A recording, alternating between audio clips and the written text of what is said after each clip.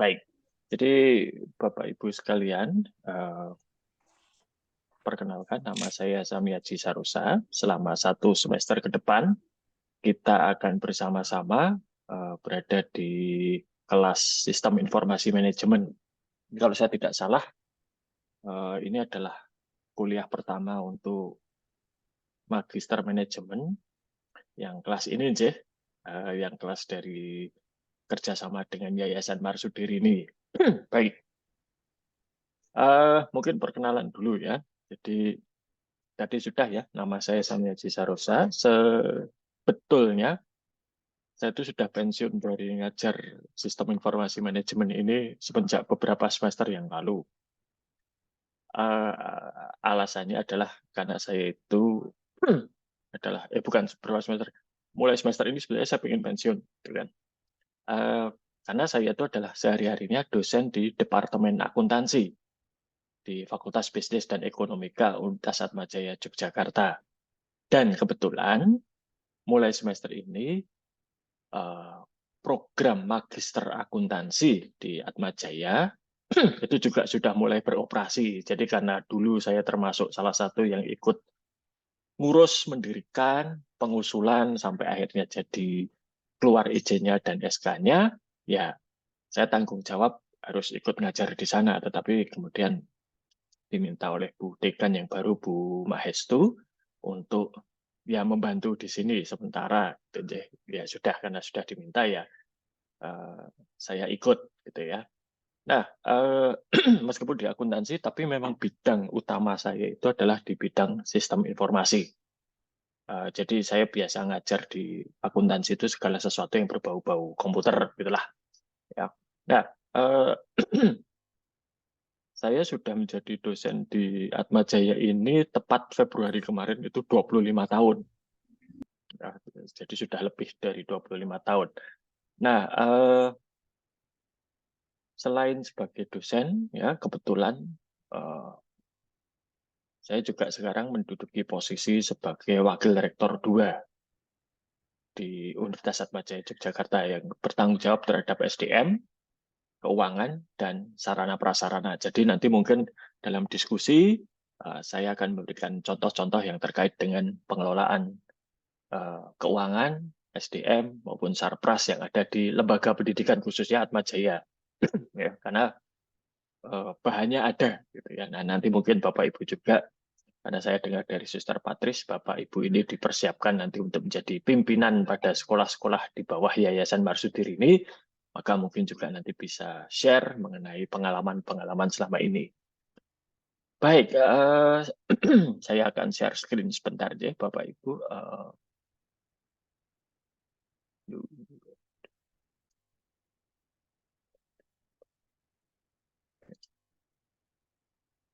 Oke, saya akan share sebentar. Nah,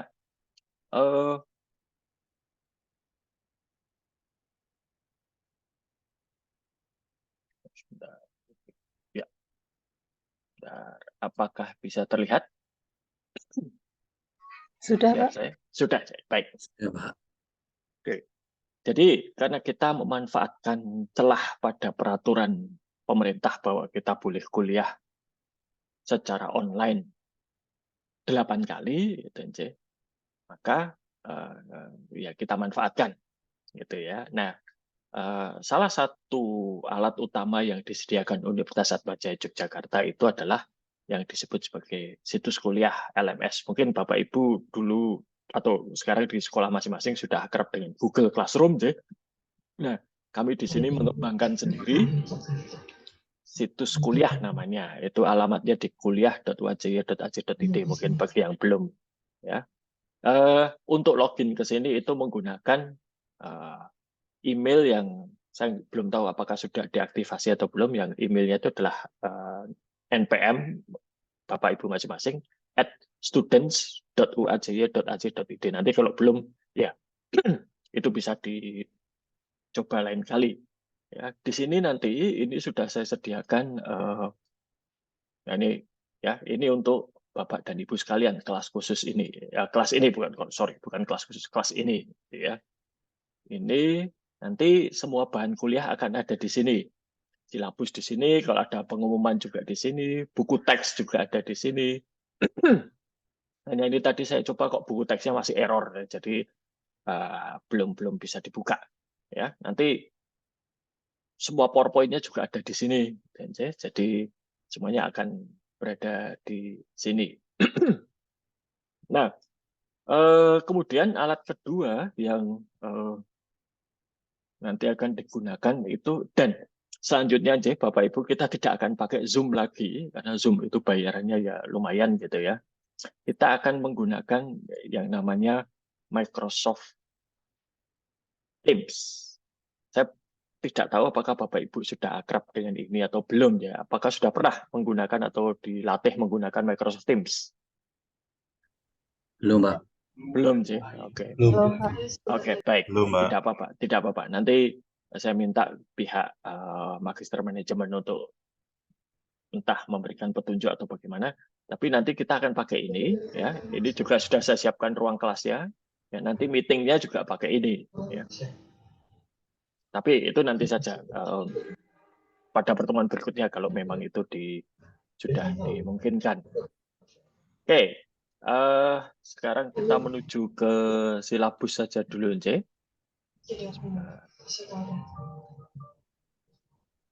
Baik. Nah, jadi ini silabus ini ya sudah ada sudah bisa kelihatan, Nce, Bapak Ibu, silabusnya? Kelihatan, Pak. Baik. Yeah. Nah, ini alamat email saya. Monggo kalau akan menghubungi saya lewat email atau kalau mau ketemu langsung, itu saya biasanya buka praktek untuk konsultasi tatap muka itu setiap hari Rabu. Nah, masalahnya sekarang jamnya itu yang saya tidak bisa memberikan kepastian. Karena ya kalau dulu saya bisa memberikan kepastian ya jam sekian sampai jam sekian, tapi sekarang biasanya agendanya itu bisa tiba-tiba muncul mendadak gitu ya. Jadi nanti mungkin ada baiknya kalau Bapak Ibu ini ingin ketemu dengan saya secara langsung bisa janjian dulu ya. Kirim email ke sini atau kalau lewat email saja cukup ya tidak apa-apa. Email selalu saya buka setiap saat dan kalau memang memungkinkan segera saya balas. Ya. Jadi kalau nanti ada pertanyaan pasti segera saya balas meskipun mungkin balasannya belum tentu jawaban. Gitu, jadi mungkin saya harus cari tahu dulu atau saya harus baca dulu, tapi pasti dijawab. Oke, ini semua saya kira tidak perlu dibahas, ya. Nanti bukunya sudah langsung ini ya, Lauden,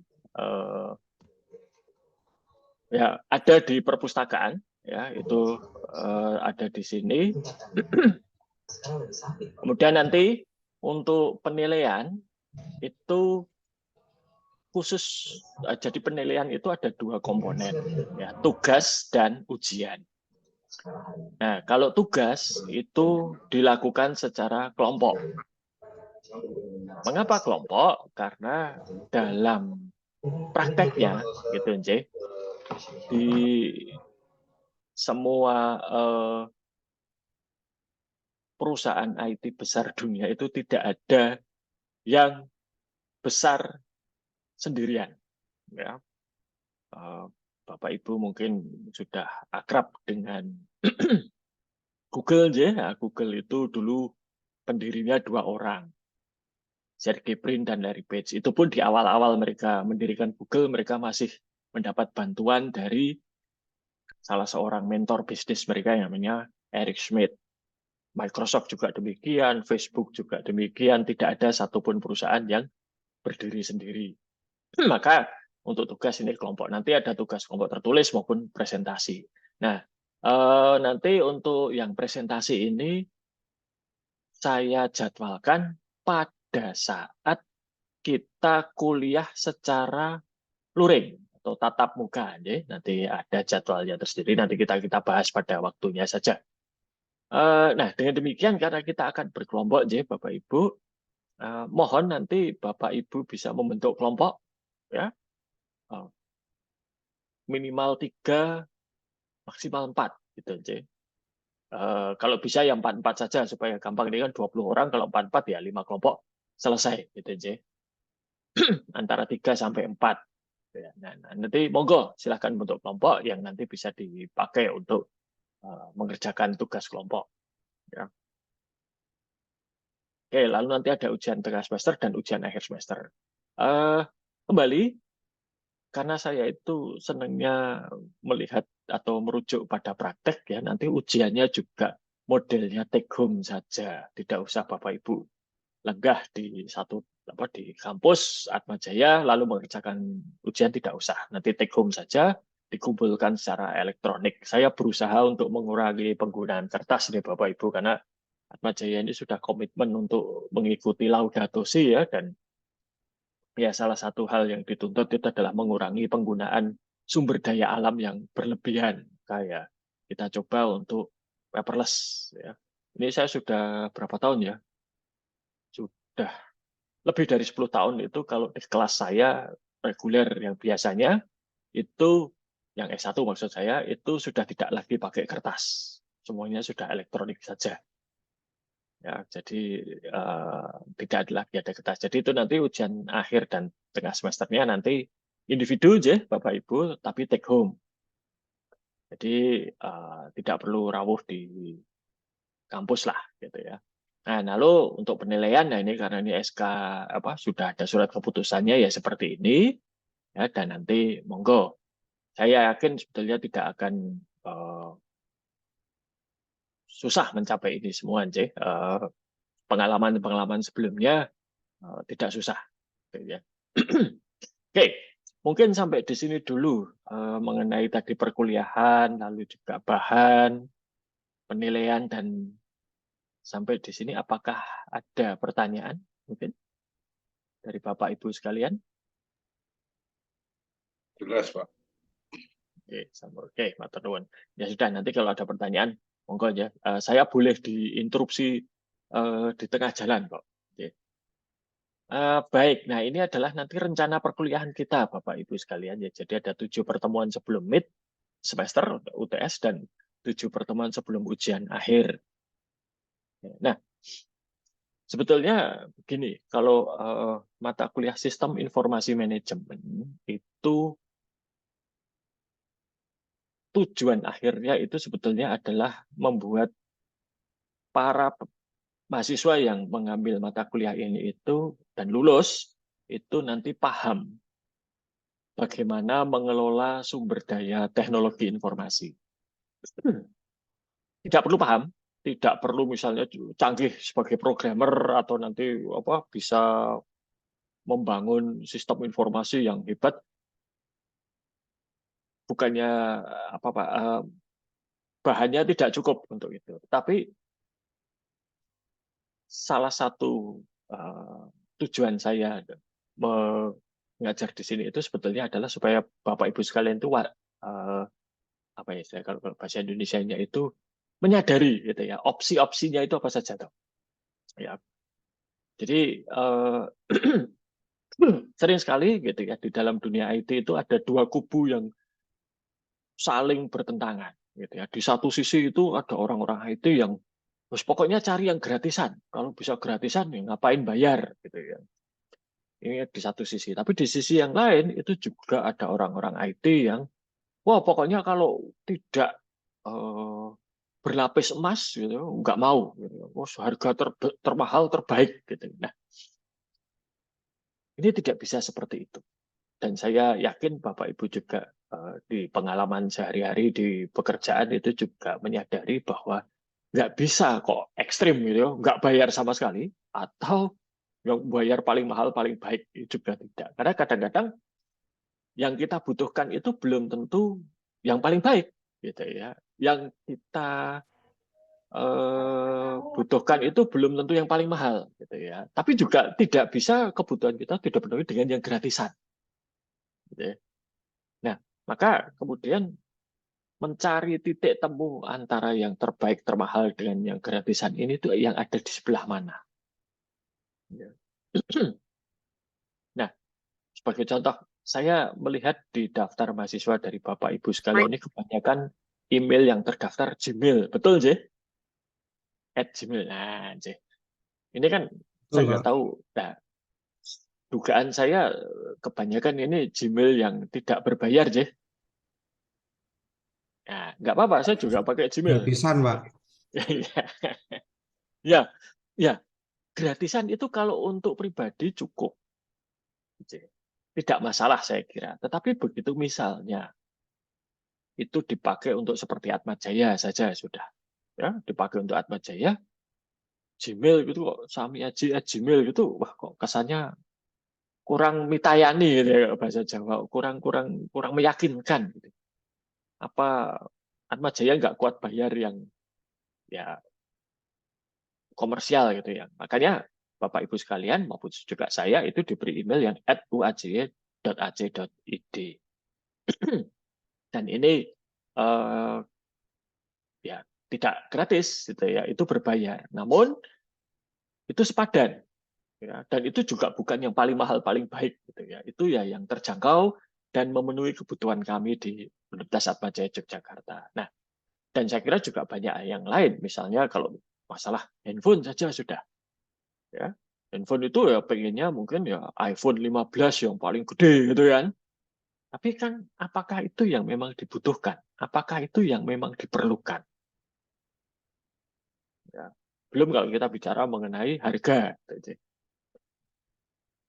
Dalam doktrinnya gitu ya. Kalau saya orang akuntansi kan kita bicara doktrin mengenai mengeluarkan biaya uang gitu ya. Kalau memang dibutuhkan, harganya mahal pun ya harus dibeli. Tapi kalau tidak dibutuhkan, gratis pun ya jangan diterima. Ya, jadi doktrinnya itu adalah mengikuti kebutuhan.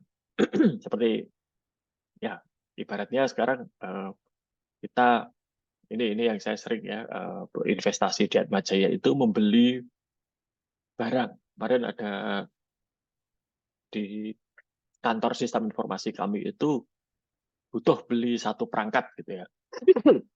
Udah banyak, ada yang paling mahal, ada yang murah gitu ya. Lalu bersaing para vendor ini kemudian ditawarkan. Nah, kami tidak hanya melihat pada harga, kami juga melihat pada fungsionalitas dan kualitas. Nah, ini yang terpilih bukan yang paling mahal, tapi juga bukan yang paling murah, tapi yang paling memenuhi kebutuhan kami. Nah, jadi kira-kira nanti tujuan Bapak Ibu sekalian ini kalau sudah selesai atau lulus mengikuti mata kuliah ini, kira-kira begitu. Jadi sebetulnya dalam bidang teknologi informasi, dalam pekerjaan Bapak Ibu sekalian di sekolah-sekolah di lingkungan Yayasan Marsudirin ini, kalau ada kebutuhan akan teknologi informasi, itu bagaimana cara memenuhi kebutuhan? Ya. Jadi tidak nanti istilahnya dalam tanda kutip ditipu oleh penjual gitu ya. Wah ini aja yang paling bagus, yang paling mahal, atau ini saja cocok dipakai di mana-mana.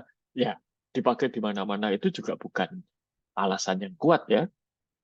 Seperti mungkin Bapak Ibu sekalian dengan siswa itu kan, kalau siswa ada ikut-ikutan apa negatif gitu ya, berperilaku negatif. Saya ingat dulu guru saya pernah apa ya kalau temanmu itu nyemplung sumur kamu ikut nyemplung sumur gitu kan. Nah, jadi seperti itu kira-kira. Jadi Bapak dan Ibu sekalian itu nanti bisa punya bekal untuk mengevaluasi opsi-opsi apa saja yang bisa dipilih ketika menghadapi masalah kebutuhan dalam bidang sistem dan teknologi informasi. Jadi ini rencana kita, Anje. Mohon maaf ini bahasa Inggris.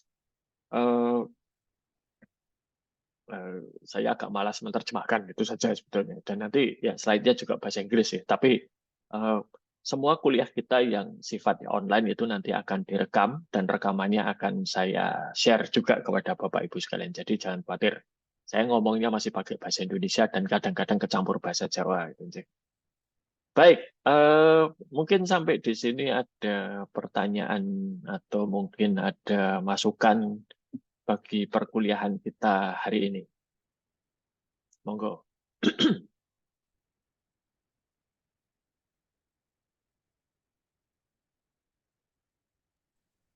Belum, Cik. Belum, Bapak. Oh, Masih Cik. jelas, Pak. Baik, Matur. Nah, ini senang saya kalau ada tanggapan gitu ya. Kalau saya ngajar di kelas tuh kadang-kadang saya tuh kalau ngajar selalu jam 7 pagi gitu ya. Sehingga kadang mahasiswa datang itu mungkin ya masih ngantuk gitu ya. Jadi kalau di kelas itu saya izinkan mereka untuk kalau mau sarapan boleh gitu ya, tapi sarapannya jangan yang membuat kegaduhan. Gitu. Ada yang bawa nasi bungkus makan gitu ya, nggak apa-apa. Baik, kalau begitu kita masuk saja ke materi, Bapak Ibu sekalian. Maaf ini apa? Kok bermasalah lagi?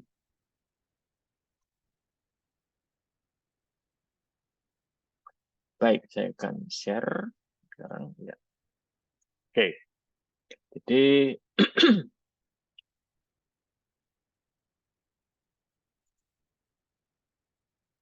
apakah sudah terlihat ini slide-nya, Bapak Ibu sekalian? Ampun, Pak. Baik, baik. Ini memang judulnya itu adalah sistem informasi pada bisnis global, ya. Tapi sebetulnya ini bisa diterapkan ke banyak bidang, ya. Tidak hanya bisnis.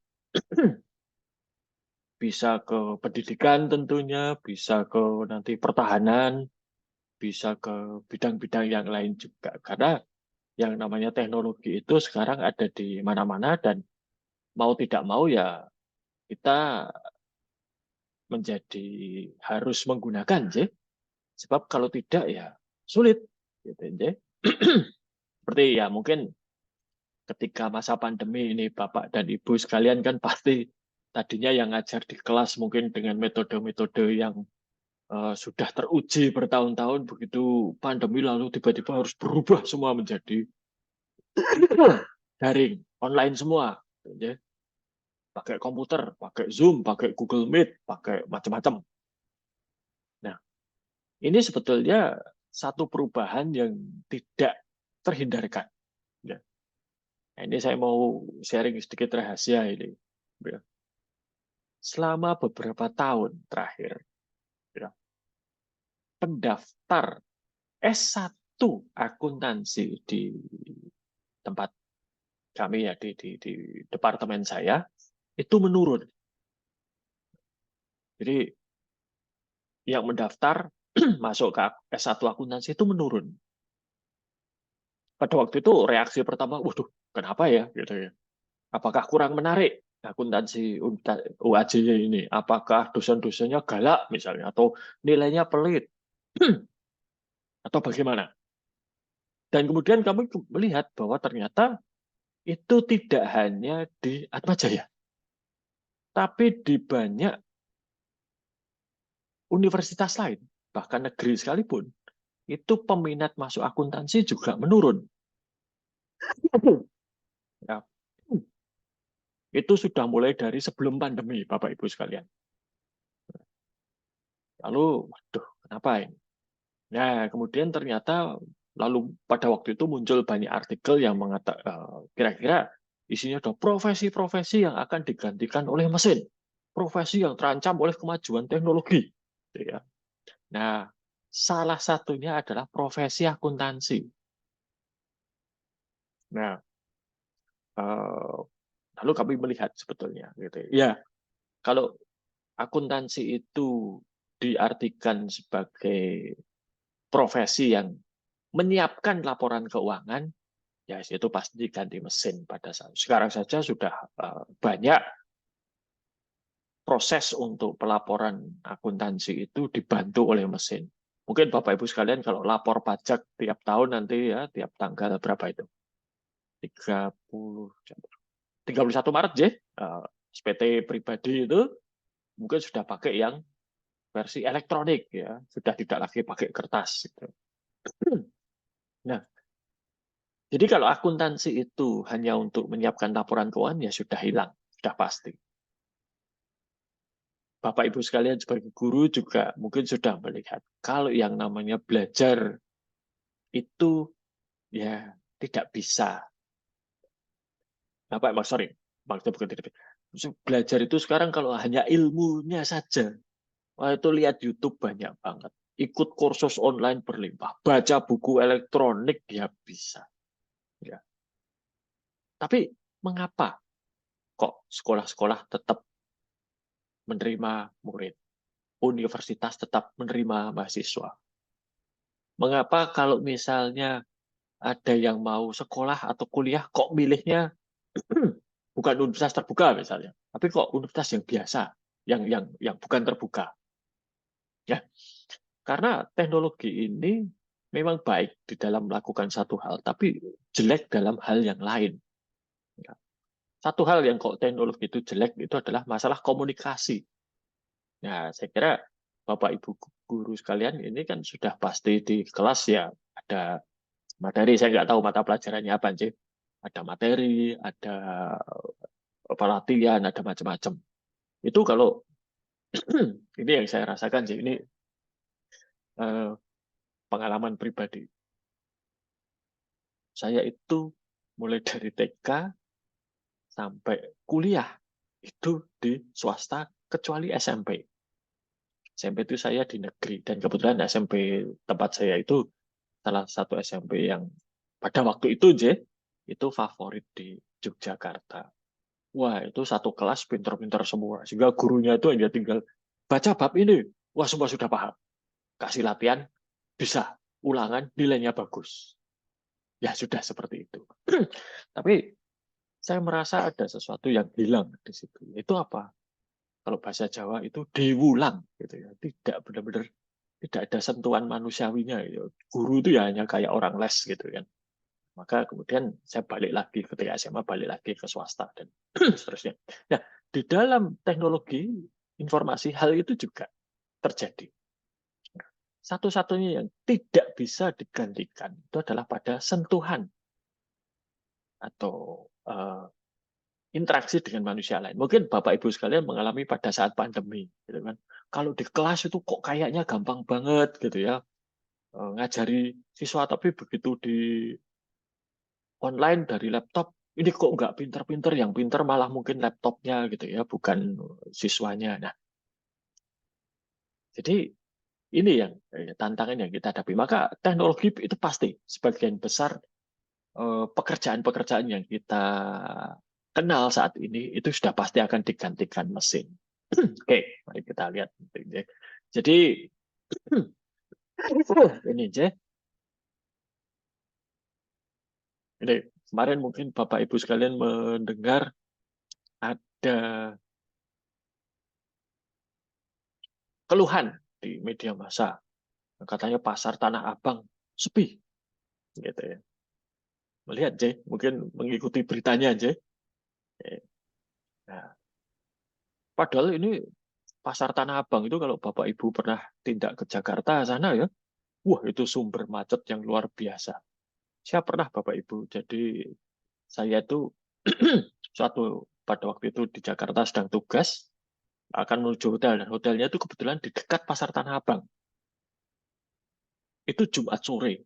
Wah itu sudah macetnya macet Jakarta itu kalau tidak Senin pagi ya Jumat sore. Ya. Lalu saya naik bajai. Tukang bajainya itu saja begitu tahu mau ke pasar arah pasar Tanah Abang, udah Pak saya nyerah Bapak nggak, saya nggak mau terus. Kalau Bapak mau turun nggak usah bayar nggak apa-apa. Dan begitu saya turun saya melihat wah itu benar-benar sudah bukan lalu lintas tapi parkir berjamaah, ya. Tidak bergerak sama sekali. Sehingga saya nyebrang jalan itu juga lancar, gitu ya. Nah itu sekarang bisa sepi. Kenapa? Nah ini sebetulnya ini di tahun 2018 saja.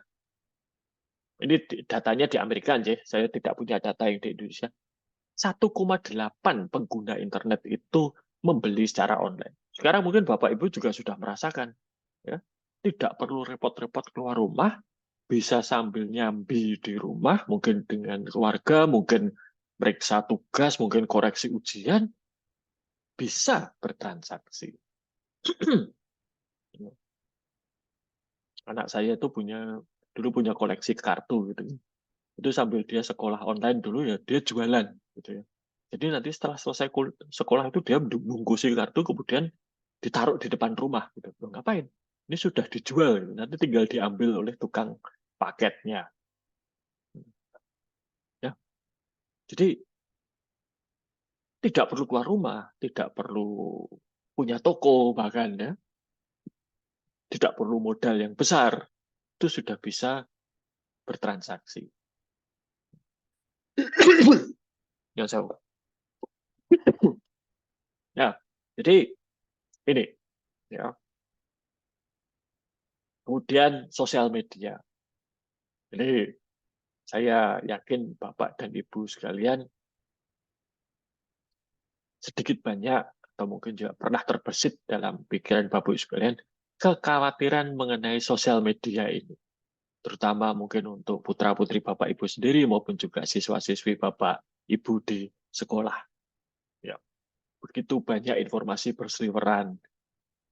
Entah itu benar, entah itu salah. Apalagi nanti tahun depan ini kita menghadapi tahun politik, ya, Bapak Ibu sekalian. Wah, itu saya tidak membayangkan bagaimana nanti riuh rendahnya media sosial dengan berbagai informasi yang mungkin tidak bisa dipertanggungjawabkan. Nah, ini bagaimana cara kita membekali anak-anak didik kita ini dengan uh, kemampuan untuk bisa memilah dan memilih informasi yang benar. Dan ini memang kuncinya ada pada Bapak Ibu sekalian sebetulnya, pada pendidikan, meskipun juga keluarga berperan.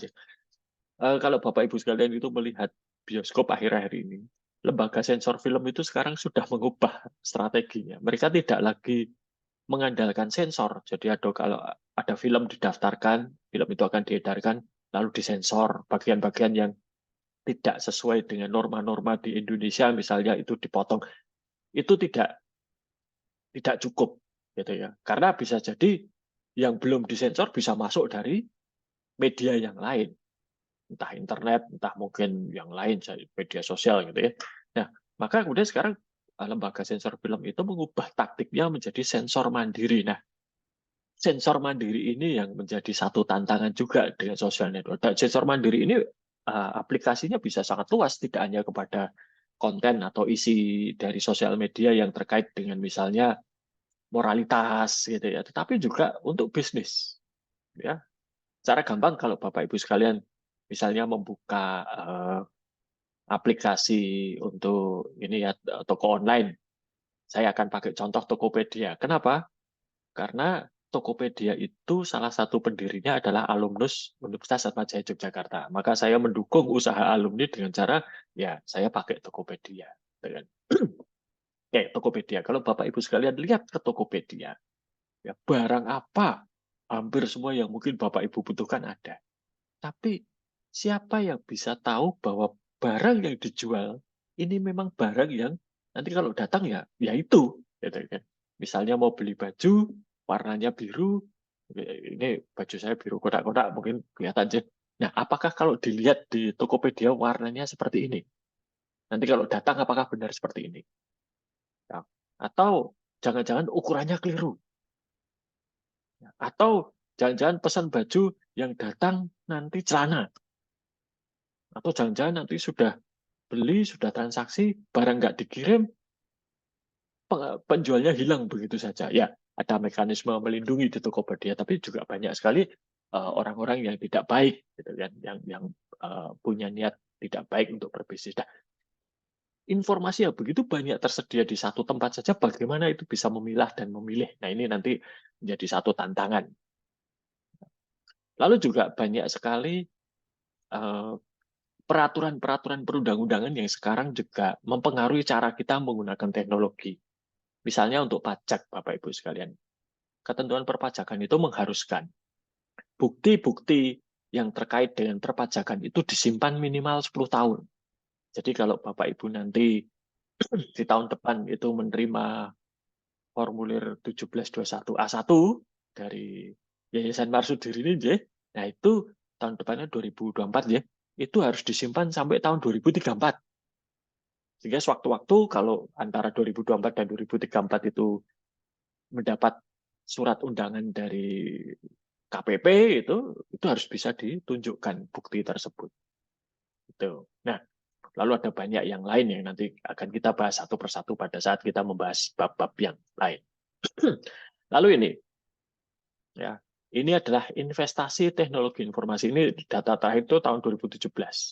Saya yakin selama pandemi itu naiknya cukup tajam. Artinya apa? Pengeluaran perusahaan komersial di dunia itu banyak sekali di sini. Saya kira di sekolah Bapak Ibu sekalian selama masa pandemi kan pengeluaran untuk IT ini juga pasti naik, ya. Mungkin untuk pengadaan kamera, laptop, peralatan penunjang kegiatan belajar mengajar secara daring, langganan internet, pulsa data dan lain sebagainya itu pasti naik, ya. Dan ya, ya itu memang kebutuhannya seperti itu, ya. Lalu juga bergesernya atau banyak sekali perusahaan atau organisasi-organisasi besar juga bergeser makin banyak penggunaan teknologinya. Oke, nanti kita lihat. Lalu ada banyak inovasi, ada banyak temuan-temuan baru. Nah ini yang paling baru kan yang ini, artificial intelligence dan machine learning. Nah, nanti apa itu kita bahas secara khusus. Itu tidak apa istilahnya. Mungkin kalau Bapak Ibu sekalian mersani di apa menonton di film-film itu ya mungkin wah kok kelihatannya ngeri. Sebetulnya tidak sampai seperti itu, Uh, belum sampai ke sana, ya kemajuannya. Tetapi memang ketika teknologi kecil-kecil ini dirangkai menjadi satu, kelihatannya memang besar. Tapi sebenarnya machine learning itu tidak spektakuler. Bagi Bapak Ibu sekalian yang pernah belajar statistik, pernah melakukan analisa regresi, mungkin masih ingat. Nah, regresi itu adalah machine learning. Jadi kalau Bapak Ibu sekalian pernah menggunakan analisis regresi, ya itu sebetulnya machine learning, gitu ya. Jadi ya hanya seperti itu sebenarnya. Oke, lalu ada banyak yang lain nanti kita bahas secara khusus. E-commerce tadi ya, jualan secara online, ya. Siapa saja bisa jualan sekarang. Bahkan pemerintah sudah agak kewalahan ya, saya lihat sudah mulai muncul beberapa regulasi baru yang berusaha untuk ya sebetulnya berusaha untuk melindungi konsumen maupun juga para penjual di ranah online ini, ya. Ini yang lain. Nah, lalu secara tidak sadar penggunaan berbagai teknologi ini sebetulnya juga mengubah cara kita bekerja.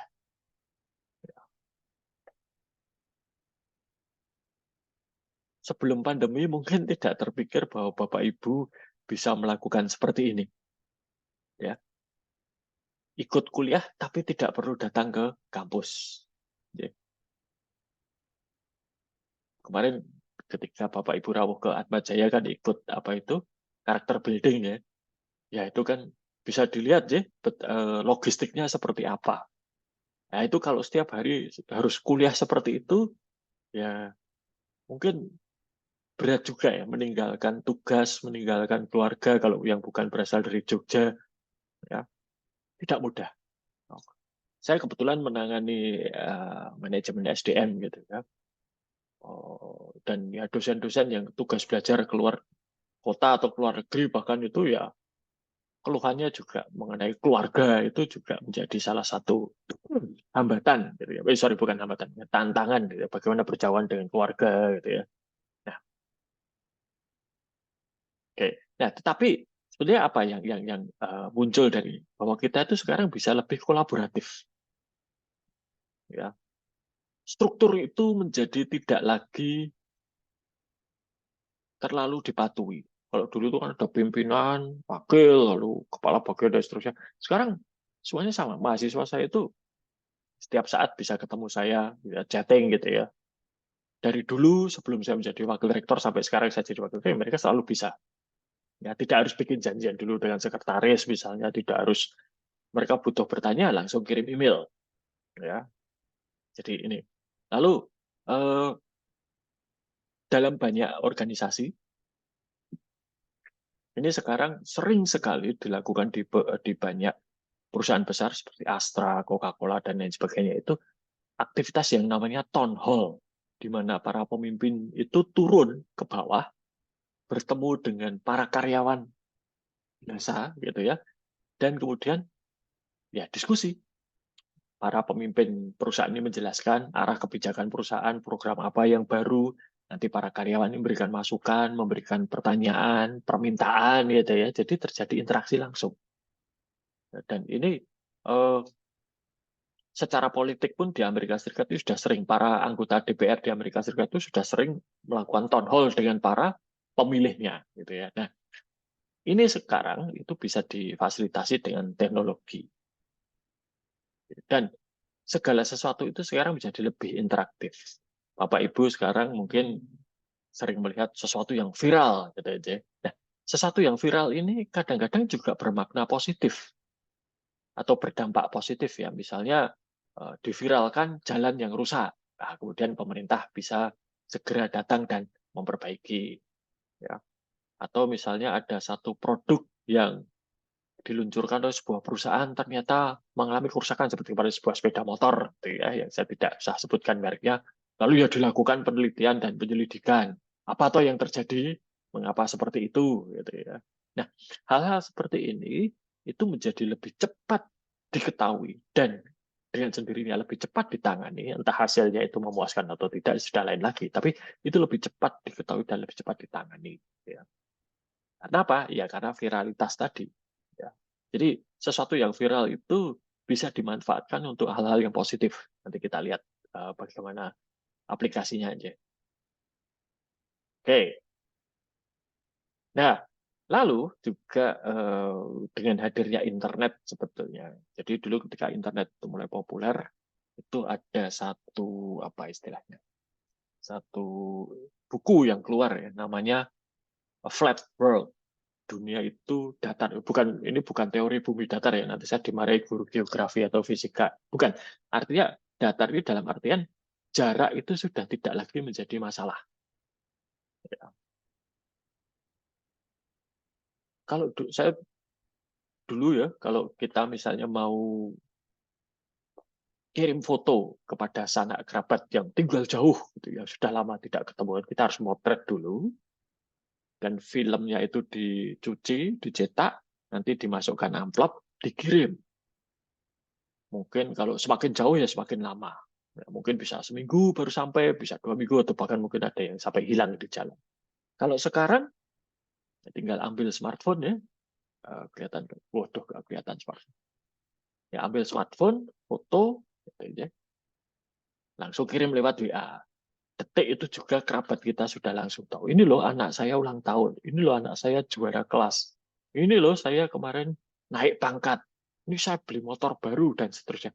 Kerabat kita dimanapun mereka berada bisa menerima informasi tersebut dengan cepat. Dan itu dengan kecepatan tinggi maupun biaya yang sangat terjangkau. Nah, ini juga bisa dilakukan dengan bisnis, dengan eh, dunia pendidikan. Ya. Saya sering sekali misalnya melihat mahasiswa saya, itu sama yang skripsi, kalau skripsinya mereka berada di luar Jogja. Ya, kami sering sekali berkomunikasi itu tidak secara langsung ya, karena mereka ada di luar kota. Mereka nanti mungkin motret, Pak, kalau formulir seperti ini, misinya begini, kira-kira bagaimana? Apa yang menjadi masalah? Atau misalnya mereka melihat satu proses, Pak, ini prosesnya seperti ini. Ini kok sering salah, kenapa ya? Kami lalu berdiskusi. Ya. Dan ini cepat sekali. Ya, tidak perlu butuh waktu yang lama. Ya. Namun itu juga ada konsekuensinya. Konsekuensinya apa? Nah ini nanti putra putri Bapak Ibu siswa siswi ini akan berhadapan-hadapan dengan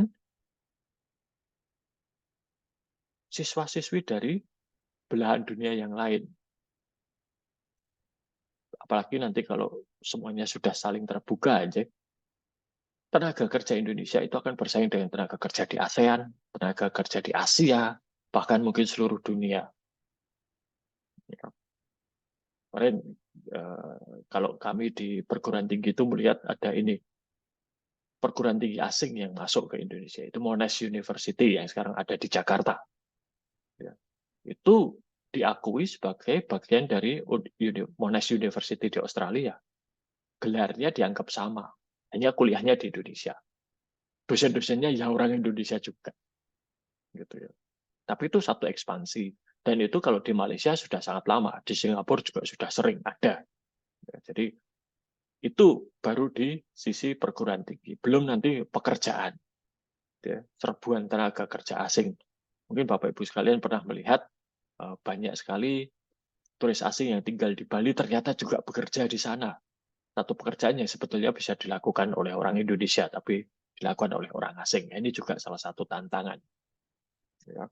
Dengan demikian, ya butuh keahlian, ya. Butuh satu cara baru untuk bersaing. Ya. Kalau kita hanya berkeluh kesah, wah serbuan tenaga kerja asing, wah kalah bersaing, wah itu ya nggak akan menghasilkan apa-apa. Ya. Ya, kalau hanya berkeluh kesah, semua orang juga bisa, ya kan? Tapi lalu mau ngapain? Nah ini ya. Eh, satu hal ya yang Bapak Ibu sekalian yang mungkin ini dulu yang saya banggakan pada mahasiswa saya adalah ketika saya dulu kuliah di luar, gitu ya, itu nggak ada bedanya kok lulusan Atma Jaya dengan lulusan UGM dengan lulusan UI, gitu ya. Buat orang luar, oh dari Indonesia, ya sudah. Gitu kan. Bahkan pernah waktu itu pembimbing saya terima apa ya lamaran, gitu. Jadi ada calon mahasiswa yang melamar, gitu kan, pengen masuk, lalu lamarannya diberikan pada saya. Ini orang Indonesia, tolong dicek, gitu kan ya. Saya baca. Kenapa? Itu universitasnya kalau dengan universitasmu, gitu ya, Atma Jaya maksudnya. Bagus mana? Nah, ternyata pelamarnya itu dari UI. Ya, dia S1, S2 di UI, lalu berusaha melamar S3. Wah, ya jelas lebih bagus UI, gitu kan. Salah satu itu dua besar di Indonesia, gitu kan. Itu. Jadi eh, ya sama saja, gitu kan. Yang penting skillnya. Saya dulu juga ngajar, gitu kan, dan melihat ya saya ngajar orang Australia, orang Amerika, orang Nepal, orang Singapura, orang RRC, Taiwan, gitu ya, Makau, mana lagi, orang Eropa juga, gitu ya. Ya sama saja, gitu ya. Orang Indonesia itu hanya kalah berani ngomong. Ya. Kalau kualitas saya sama. Kalau pas diskusi di kelas kelihatan mereka agak kalah gitu ya. Tapi begitu nulis tidak kalah. Gitu. Ini. Nah, jadi eh, kalau istilahnya itu menghadapi, saya tidak begitu suka kata-kata menghadapi tantangan global gitu ya. Nggak terlalu sering dipakai yang ini bukan hal yang aneh ya. Dan bukan hal yang sulit ya, kalau mau. Ya. Ya itu tadi orang Indonesia itu agak kurang di dalam dalam tanda kutip sih menjual diri dalam hal yang positif. Jadi sering sekali mungkin ya malu-malu dan lain sebagainya itu ya. Oke. Nah, eh, ini saya skip saja sih. Nah, namun dalam realitanya Anjing, hanya punya teknologi saja tapi tidak punya strategi atau cara untuk mengoptimalkan teknologi ini ya percuma, sama saja.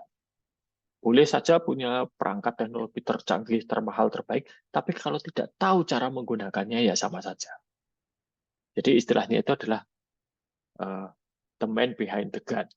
Orang yang berada di balik teknologi itu ngapain? Ya. Setiap kali kita bicara mengenai pengembangan teknologi baru, ya, selalu yang pertama kali harus ada itu adalah pengembangan talenta-talentanya dulu. Kalau talentanya sudah ada, baru kita bicara mengenai membeli atau mengadakan teknologi. Tapi kalau talentanya nggak ada, siapa yang akan mengoperasikan teknologi? Ya. Maka Bapak Ibu sekalian, kalau kita melihat ke contoh yang ada di uh, dunia penerbangan atau yang ada di dunia militer, ya, setiap kali TNI itu membeli pesawat baru, TNI Angkatan Udara membeli pesawat baru, itu yang pertama kali dikirim ke pabriknya itu bukan pilotnya, tapi para teknisinya. Baru setelah itu pilotnya dikirim untuk latihan.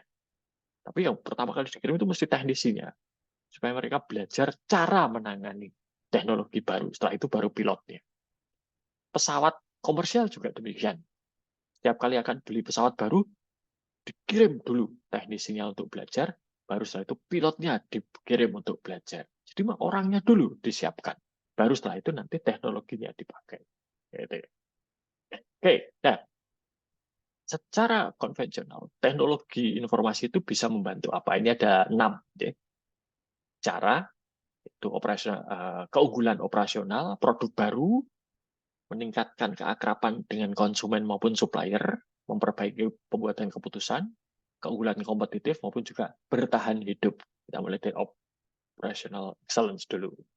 Ya, jadi ini operational excellence ini artinya apa? Secara operasional itu menjadi lebih cepat, lebih baik, lebih efisien. Ya. Nah, Bapak Ibu bisa melihat ini ya, tadi contoh yang saya ungkapkan pasar Tanah Abang tadi ya, penjual biasa menjadi sepi.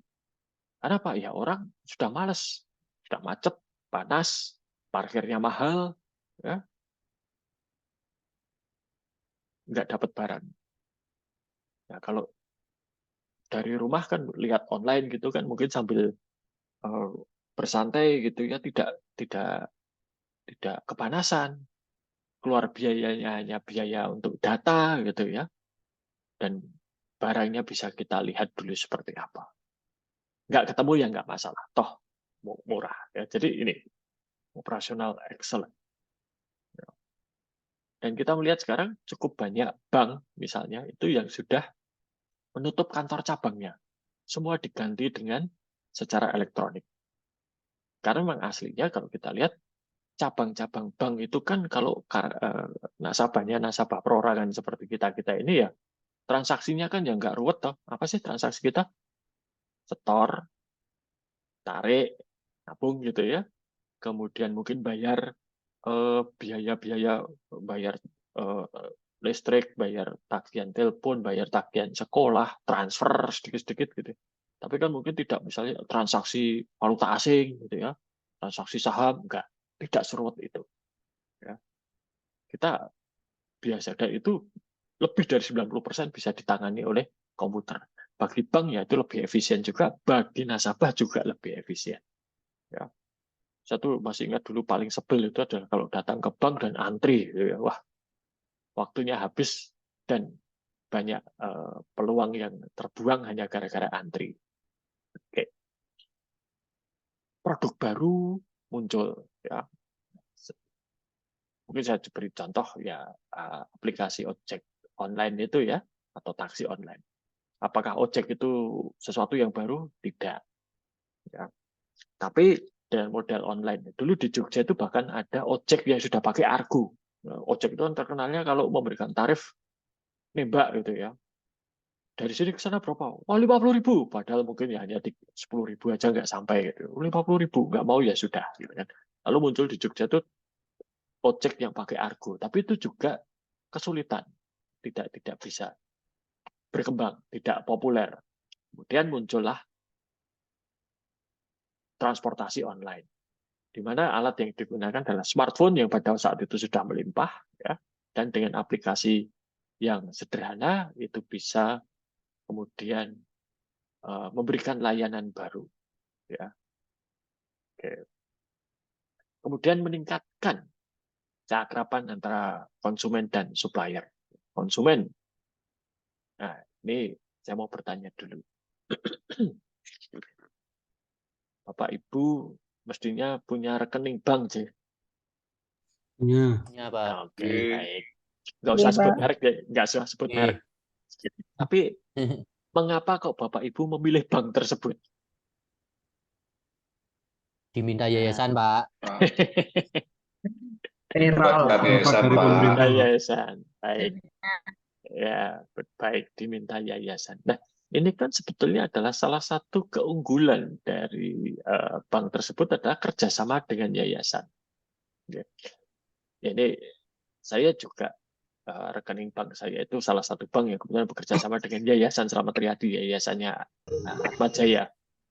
Tapi kemudian dengan berjalannya waktu saya melihat bahwa dengan bank ini itu tidak banyak masalah. ATM-nya tidak banyak, Tidak sebanyak misalnya BRI atau Mandiri, itu tidak sebanyak itu. Tapi ada. Ya, kalau nyari tidak sulit. Lalu juga banyak layanan-layanan lain. Misalnya bayar pajak bisa, layanan misalnya transfer ya gampang gitu ya, dan banyak yang lain. Jadi enggan untuk berpindah ya. Oke, nanti kita bahas secara khusus itu adalah. Lalu memperbaiki pembuatan keputusan ya. Nah, saya tidak tahu bagaimana Bapak Ibu dulu ketika pandemi kelasnya daring ya, tapi setiap kami itu di Atmajaya ada presensi secara otomatis ya. Nah, dari presensi itu kemudian kami bisa lihat kira-kira mahasiswa yang punya potensi masalah yang mana ya. Kami tidak pakai Zoom, kami pakai Microsoft Teams. Dari Microsoft Teams itu anaknya masuk dan keluar itu dicatat. Dan saya sering secara iseng saya lihat catatannya itu. Ini anak kok keluar masuk ini ada apa, gitu kan? Atau ini masuk di awal pas dipanggil presensi, nanti kalau sudah sekitar setengah jam dia keluar dan tidak kembali lagi. Ini kenapa? Gitu kan? Nah, ini menjadi alat bagi saya pada waktu itu untuk kemudian menghubungi mahasiswa ini. Kok kamu tidak ikut, itu kenapa? Gitu ya. Jadi kita bisa antisipasi sebelum masalah itu berlanjut. Ini sederhana saja dari presensi bisa seperti itu. Nah, kalau dalam penerapannya di dunia bisnis ya lebih banyak lagi. Ya. Misalnya untuk mencari tahu berapa toh yang kita harus produksi. Ya. Atau mungkin kalau di sekolah Bapak Ibu, besok penerimaan peserta didik baru itu berapa atau yang akan diterima. Dengan demikian harus disiapkan berapa guru yang nanti akan menangani, berapa sarpras yang harus disiapkan, apa saja, dan seterusnya. Ini sudah bisa diantisipasi dari awal. Oke. Oke. Memperbaiki keputusan gitu ya. Lalu ya bersaing ya, supaya bisa bersaing. Nanti kita lihat persaingan secara khusus deh. Nah, ada juga teknologi itu yang sifatnya hanya untuk bertahan hidup. Contohnya apa? Mesin ATM. Dulu mesin ATM itu keunggulan, tapi karena kemudian banyak bank yang lain juga pakai mesin ATM, sekarang mesin ATM itu adalah alat untuk bertahan hidup. Coba, Jack, kalau ada bank itu yang tidak punya mesin ATM, orang yang mesti ragu-ragu ini banknya ini beneran enggak toh? Punya modal cukup enggak, wong mesin ATM saja mosok enggak punya. Padahal bank-bank daerah mungkin kalau di Jogja itu ada BPD, lalu ada Bank BCB, itu ya, Bank Jabar Banten, ada Bank Jateng, itu kan mesin ATM saja juga punya mereka. Kalau bank kok tidak punya mesin ATM, ini mencurigakan. Gitu kan. Nah, jadi sekarang nih kalau di dunia perbankan, punya mesin ATM itu adalah alat untuk bertahan hidup. Kalau nggak punya, biasanya itu ya sudah pasti kalah bersaing. Tapi kalau punya pun belum tentu menang bersaing. Ya mungkin juga seperti di tempat Bapak Ibu sekarang. Kalau di kelas itu dulu kelas itu ada LCD proyektor, ada komputernya tuh wah luar biasa. Kalau sekarang ya biasa banget. Sekolahan kalau nggak punya itu ya malah mungkin kurang diminati gitu ya. Karena itu sudah menjadi kebutuhan dasar dari kegiatan belajar mengajar. Oke. Nah ini saya kira tidak perlu diuji karena ini hanya definisi-definisi saja. Ya. Nah, namun sering sekali orang itu salah kaprah gitu, bahwa yang namanya teknologi informasi, sistem informasi itu hanya pada komputernya, hanya pada teknologinya. Padahal tidak. Pengalaman pribadi saya 90% lebih permasalahan di dalam sistem atau teknologi informasi itu adalah permasalahan pada manusia. Komputer itu nurut, disuruh apa aja mau, ya dibanting aja nggak protes gitu. Tapi yang jadi masalah itu manusianya. Ya.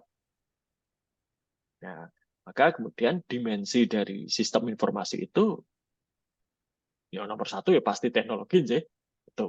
Tapi kemudian juga ada unsur organisasi dan manajemen, di mana keduanya ini kental dengan unsur manusia. Nah, ini yang tadi saya katakan di awal sekali, bahwa teknologi itu mungkin bisa mengambil alih sebagian pekerjaan manusia, tapi ya tidak semuanya. Ya, karena ya teknologi hanyalah teknologi, tidak punya kesadaran, tidak punya niat, tidak punya kehendak bebas, sehingga ya tergantung pada siapa yang mengendalikan teknologi tersebut. Nah, ini ya. Jadi seperti ini kalau digambarkan, ya, ada organisasi, ada teknologi, dan ada manajemennya, tata kelolanya. Oke, saya kira tidak perlu deh, saya skip saja dimensinya tadi. Nah, jadi teknologi itu diadakan untuk meningkatkan produktivitas. Dan kalau produktivitas itu meningkat, diharapkan pendapatan juga meningkat. Ya, kita semua sama-sama tahu, dunia pendidikan itu adalah dunia apa istilahnya, lembaganya nirlaba aja. Tapi kalau rugi ya nggak mau. Yayasan Marsudiri ini kalau rugi ya nanti suster ribut gitu ya. Nah, artinya apa? Artinya bahwa kita ya juga harus memperhatikan hal tersebut, bahwa setiap rupiah yang dikeluarkan itu bisa bermanfaat, ya, bisa ada hasilnya, meskipun mungkin tidak dalam bentuk keuntungan finansial. Gitu ya. Nah, dengan demikian diharapkan di dalam jangka panjang ini bisa menjadi salah satu keunggulan di dalam persaingan. Ini. Oke, saya di skip saja. Nah, jadi hanya punya teknologi itu tidak akan membuat satu organisasi, satu perusahaan, atau satu sekolah gitu ya menjadi menang bersaing. Ya, ini tetap harus cara menggunakan teknologinya itu untuk apa, itu yang penting. Ya. Modelnya bagaimana penggunaan teknologi ini. Ya. Lalu juga perlu investasi pada aset pelengkap. Maka kalau kita mengadakan perangkat baru, ada pelatihan, nanti ada pendampingan, ya, ada berbagai macam cara untuk mengoptimalkan investasi yang sudah dilakukan. Nah, ini juga tidak kalah penting, gitu ya. Oke, saya lewati saja karena. Nah, jadi sebetulnya kalau kita lihat pada posisi sistem informasi manajemen, itu sisi teknisnya sebetulnya tidak banyak ya, hanya di sini. Tapi dia juga melibatkan sosiologi, melibatkan psikologi, dan ekonomi. Ini nanti tiga ini akan menjadi salah satu fokus saya. Ya, salah tiga fokus saya. Kenapa sosiologi? Ini Bapak Ibu ada yang mengajar sosiologi, ya. Setiap kali kita memperkenalkan sesuatu yang baru, itu pasti membawa perubahan secara sosial. Tidak usah jauh-jauh. Atau tidak usah teknologi tinggi, gitulah. Tapi dulu, ketika jalan dari Jakarta menuju Depok, itu diperbesar. Itu kan menjadi ketika Universitas Indonesia itu pindah dari Salemba ke Depok, dan dibangunkan jalan yang menghubungkan Depok itu dengan Jakarta. Itu sering sekali terjadi kecelakaan di situ. Kenapa terjadi kecelakaan? Karena sebelumnya itu adalah jalan desa. Orang yang tinggal di sekitar jalan itu kalau nyebrang ya nyebrang saja. Nggak toleh kanan kiri. Nah, tiba-tiba kemudian menjadi jalan yang besar dan di tengah-tengahnya ada rel kereta listrik, KRL. Tapi kebiasaan untuk nyebrang tanpa lihat kiri kanan masih terus berjalan. Dampaknya bagaimana? Ya tertabrak, kecelakaan. Jadi di awal-awal itu banyak sekali kecelakaan terjadi. Ini karena ada satu teknologi baru yang diperkenalkan, yaitu jalan raya dan jalur kereta api pada masyarakat. Namun perubahan itu tidak diperhatikan, ya, masyarakat tetap dengan kebiasaan namanya. Nyebrang ya nyebrang saja, nggak toleh kanan kiri. Dampaknya ya seperti itu. Ya. Nah, dan disadari atau tidak, banyak teknologi di sekitar kita juga membawa perubahan. Ya. Yang ya suka atau tidak suka, dipandang baik atau buruk, ya terjadi. Saya ingat betul, dulu setiap kali menjelang hari raya, ya, entah hari raya Idul Fitri atau Natal gitu ya, yang namanya toko buku itu penuh dengan orang mencari kartu ucapan selamat hari raya. Atau bahkan mungkin membuat sendiri. Ditulisi dan dikirim kepada kerabat, teman, dan lain sebagainya. Datanglah handphone. Ucapan hari raya dengan kartu diganti dengan SMS. Masih mending kalau zaman dulu SMS ya tiap orang ngetik sendiri-sendiri gitu ya. Misalnya ke A diketik, ke B diketik gitu kan. Lalu hadirlah smartphone. Ucapannya sudah tidak lagi diketik tapi copy paste, bahkan dapat ucapan dari orang lain di copy, di forward gitu aja, ya, tidak diubah. Nah, ya itu terjadi. Teknologinya teknologi tidak mengubah apapun sebenarnya. Jadi orangnya memang tetap seperti aslinya ya seperti itu, gitu kan. Malas. Hanya memang teknologi itu mempermudah dan mengamplifikasi atau memperbesar segala sesuatu, baik itu positif maupun negatif. Kita ambil satu contoh saja, mungkin ini satu isu yang cukup kontroversial, pornografi. Ya, saya kira Bapak dan Ibu sudah tidak asing dengan masalah-masalah ini pada lingkungan sekolah. Apakah zaman sebelum ada teknologi tidak ada pornografi? Ya ada. Apakah siswa dan siswi tidak mengkonsumsi? Ya mengkonsumsi. Hanya saja dengan kemajuan teknologi komunikasi seperti sekarang, penyebarannya menjadi lebih cepat dan lebih masif. Tapi sifat dasarnya kan sebetulnya sama. Yang namanya remaja, anak-anak ya keingintahuannya tinggi, dan ya kemudian mencari-cari tahu hal-hal seperti itu. Kalau hanya sekarang, kalau zaman sekarang mencari tahu hal seperti itu sangat mudah. Nah, apakah yang salah teknologinya? Tentunya tidak. Nah ini faktor ini, sosiologi ini. Ya. Bagaimana satu teknologi baru yang diperkenalkan itu membawa perubahan sosial. Ini yang nanti saya yakin Bapak dan Ibu di lingkungan sekolah pasti menghadapi ini setiap hari. Dan ekonomi. Ekonomi ini kalau saya sederhana. Berapa rupiah yang dikeluarkan dan berapa rupiah yang kita dapatkan. Artinya biaya yang kita keluarkan harus lebih kecil daripada manfaat yang kita peroleh. Kalau manfaatnya lebih kecil dari biaya, sebenarnya tidak usah. Nah, hanya saja sekarang kemudian manfaat dan biaya itu apakah selalu harus dalam bentuk rupiah? Ini yang nanti menjadi satu isu tersendiri. Ya. Nanti kita bahas itu secara khusus. Dan juga tentunya psikologi yang terkait erat juga dengan faktor ekonomi dan sosiologi tadi.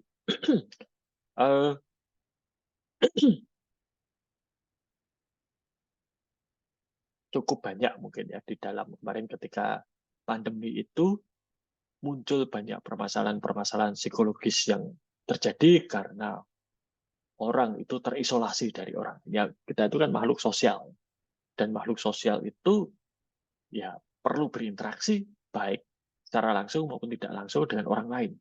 Kalau terkurung di satu tempat tidak bisa kemana-mana, ya jadi masalah kemudian.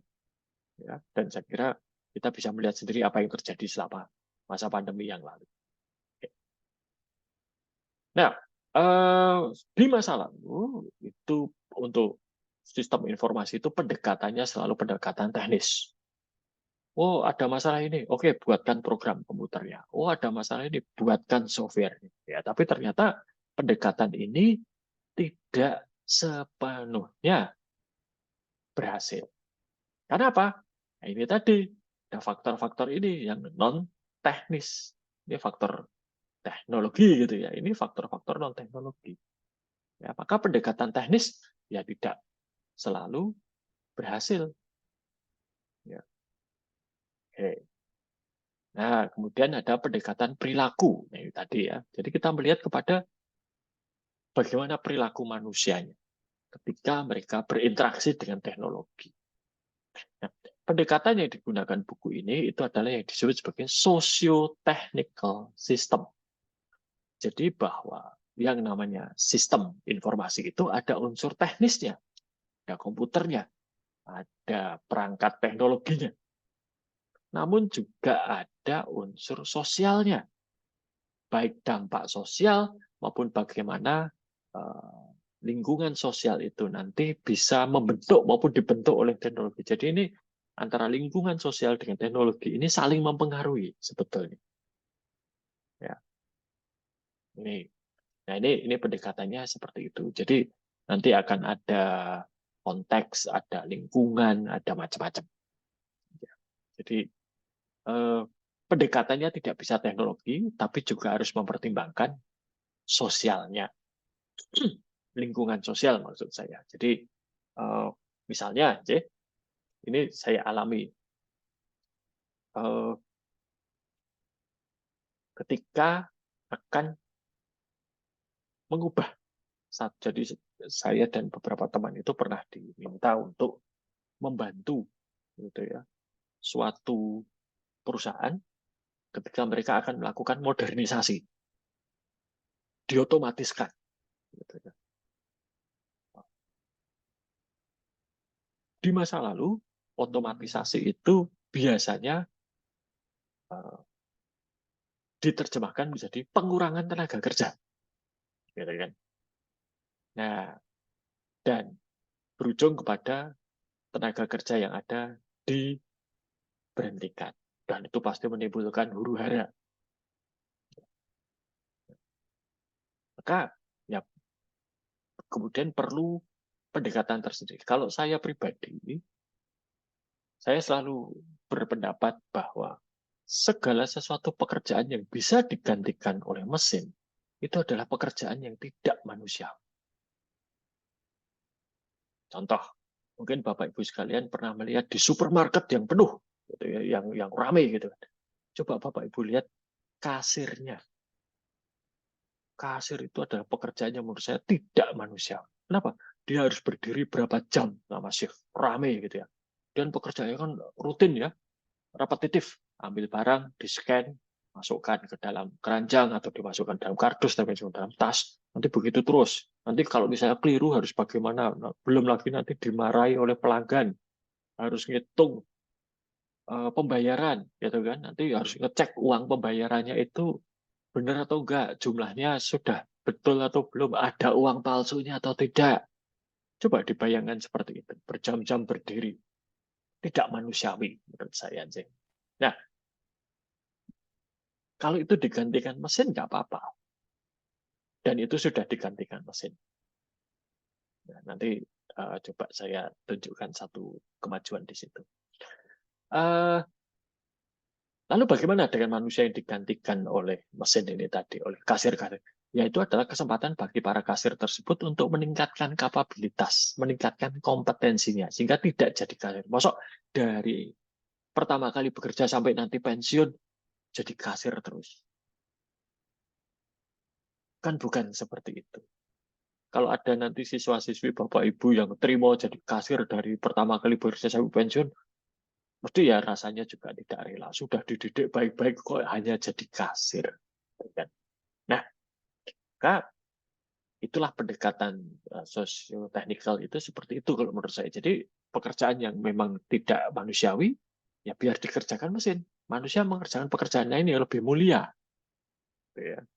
Nah, nanti kita lihat contohnya. Oke, Itu dulu mungkin apakah ada pertanyaan dari Bapak Ibu sekalian sebelum saya tunjukkan videonya. Bapak izin bertanya, Pak. Monggo, monggo Bu. Ya.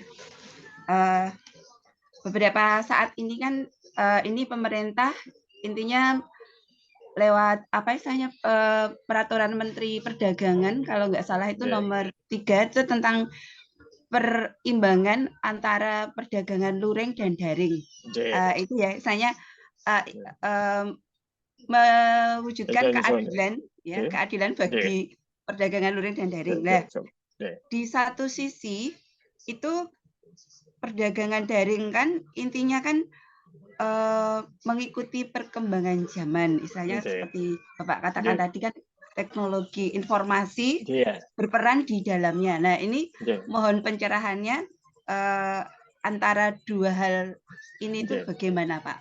Terima kasih. Baik. Saya jawab dulu aja, Bu Anastasia. Jadi begini, kalau saya melihat semangat peraturan dari pemerintah ini sebetulnya bukan membatasi, tetapi memberikan perlindungan kepada penjual maupun konsumen, supaya di dalam proses perdagangan daring ini, itu hak-haknya terjamin. Karena ya jauh, ini tidak semua penjual online maupun tidak semua konsumen online itu punya niat baik. Nah, maka kemudian ya pemerintah melakukan pembatasan. Kalau saya melihat semangatnya begitu. Nah, jadi supaya misalnya ya kalau misalnya seperti Tokopedia, seperti Bukalapak, itu kan memang sudah memiliki perangkat yang melindungi penjual maupun pembeli. Ada mekanismenya. Sehingga ya tidak masalah. Tapi kalau misalnya ya, yang saya lihat kemarin kan TikTok Shop, orang pakai TikTok kemudian menawarkan dagangan. Nah, itu yang menjamin siapa? Apakah kalau kita beli dari orang itu nanti terjamin barangnya datang, uang kita tidak dibawa kabur? Kalau di dalam toko-toko yang lain itu kan sudah ada mekanismenya. Jadi saya melihat pemerintah semangatnya seperti itu, ya. Jadi supaya melindungi penjual maupun pembeli. Nah, apakah mekanismenya sudah tepat dan apakah reaksi pemerintah itu sudah memadai atau apakah itu berlebihan atau malah kurang? Ya, nanti kita lihat ya, karena ini kan masih berkembang terus ya. Yes. Ya, apakah itu nanti kita lihat perkembangannya begini. Tapi kalau saya melihat semangatnya seperti itu sih. Terima kasih Bapak untuk pencerahannya. Sami-sami. Monggo Pak Octav Laudensius, silakan. Ya, selamat malam Pak Samiaji, saya Octav. Pak Samiaji, ada yang menarik dari Kompas tanggal 12 September. Ya. Di Kompas 12 September itu mengatakan bahwa negara maju biasakan lagi teks cetak dan tulis tangan. Betul. Artinya bahwa ternyata di dalam proses pendidikan, menurut Kementerian Pendidikan Swedia, itu haruslah terukur.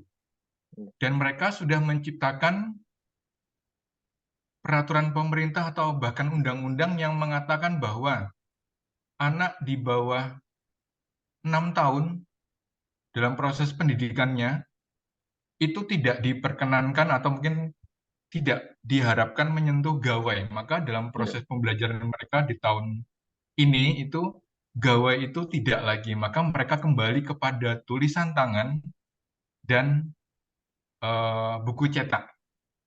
Nah, ini tentu kalau dihubungkan dengan yang Pak Samiaji katakan di dalam figur atau gambar 1.9. Mana tadi ya? Nah, ini tentang sosioteknik atau bahkan biologinya. Maka sepertinya arahnya adalah bahwa teknologi itu harus terukur dengan melihat batasan usia. Apakah demikian Pak Samiaji ataukah ada hal yang lain yang memasukkan Kompas 12 September dengan contemporary approach to information system? Itu Pak Samiaji, terima kasih. Ya, baik Pak Oktaf ya. Ya, jadi memang tadi dalam menjelaskan masalah sisi psikologi itu saya memang mohon maaf ini karena saya biasa berhadapan dengan mahasiswa, saya menganggap bahwa perkembangan psikologis mereka itu sudah ya dalam tanda kutip sudah pada tempatnya. Ya. Tapi memang benar bahwa kita juga tahu bahwa perkembangan psikologis anak itu dari dia lahir sampai kemudian menjadi anak balita, kanak-kanak, remaja dan dewasa itu kan ada tahapan-tahapannya yang berbeda-beda. Nah, justru yang Bapak sampaikan tadi bahwa memang pada usia tertentu itu pengenalan terhadap teknologi ya harus ada penyesuaian gitu ya. Mungkin harus tulis tangan dulu, mungkin harus cetak dan sebagainya. Itu betul. Justru itulah sebetulnya aplikasi dari mengapa teknologi itu harus menggunakan pendekatan sosioteknikal. Jadi memang tidak hanya mempertimbangkan teknologinya saja, tapi juga unsur sosial dan psikologisnya tadi itu betul sekali, Pak. Jadi saya kira apa yang di Kompas itu sudah pada jalan yang benar gitu ya, sehingga ya tidak sembarangan di dalam menggunakan teknologi bagi anak-anak, tapi juga sesuai dengan usianya. Baik Pak, siap Ya. menguatkan saya nanti di sekolah. Terima kasih Pak. Ya, sama-sama. Pak Indra Purnomo, silakan Pak. Baik Pak, sebelum saya bertanya, saya mungkin melengkapi Pak Oktaf. Saya juga membaca artikel yang sama. Itu kalau SD saya kira itu lumayan aman lah, karena di situ kalau saya cermati yang di Swedia itu yang tidak diperbolehkan anak yang di bawah 6 tahun. Di situ kan kalau Bapak baca secara cermat itu ada keterangannya itu. Tapi kalau SD memang secara bertahap harus diperkenalkan teknologi ini, karena kita nggak mungkin untuk melarang mereka dan lain sebagainya, karena nanti juga mereka bekerja dengan teknologi. Itu yang saya pahami dari bacaan yang disampaikan oleh Pak Oktaf tadi. Lalu pertanyaan saya Pak, sekarang kan sistem informasi terbuka, sangat terbuka. Mulai dari tadi saya katakan bahwa kita mendapatkan Gmail secara gratis, dan di mana di situ data-data kita tertampung. Kemudian juga berkembangnya media sosial, di situ juga banyak informasi tentang diri kita dan lain sebagainya. Yang mau saya tanyakan, sekarang itu seberapa penting sih tentang kerahasiaan tentang informasi? Seperti itu Pak. Terima kasih Pak. Baik. Nanti akan ada satu bab khusus membahas ini Pak. Bahkan mungkin lebih dari satu. Tapi ya baik, mungkin secara umum bisa saya jawab. Jadi ya tetap penting.